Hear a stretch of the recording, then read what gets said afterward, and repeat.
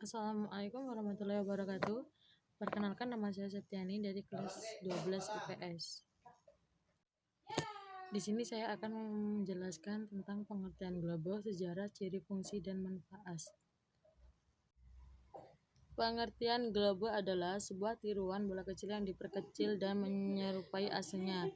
Tidak seperti peta yang digambarkan pada suatu bidang datar, biasanya kertas. Globe digambarkan pada sebuah bola sehingga bentuknya mirip bumi sebenarnya. Sejarah globe. Berdasarkan sejarah, dahulu orang Yunani kuno tidak pernah mempercayai teori bumi datar. Mereka mempercayai bahwa bumi itu bulat, sehingga bumi pertama dibuat untuk menggambarkan pemahaman mereka mengenai hal itu. Seorang Yunani bernama Krates dikreditkan sebagai pembuatan bola bumi pertama di sekitar 150 SM. Seorang ahli geografi Jerman bernama Martin Behaim membuat bola bumi terestrial paling awal. Dia membuat globe pada tahun 1492 dan Christopher Columbus hampir pasti menyadarinya dan diperkuat oleh keyakinannya untuk berlayar ke barat untuk menemukan timur. Ciri-ciri globe. Adapun ciri atau karakteristik globe yang menyeluruh terhadap gambaran bumi di antaranya yaitu 1. Berbentuk 3 dimensi atau bulat. 2. Menunjukkan lokasi yang nyata atau sebenarnya. 3. Dapat mengetahui lokasi atau titik atau wilayah terhadap lokasi titik atau wilayah lain di seluruh permukaan bumi. 4. Sulit direproduksi atau disalin. 5.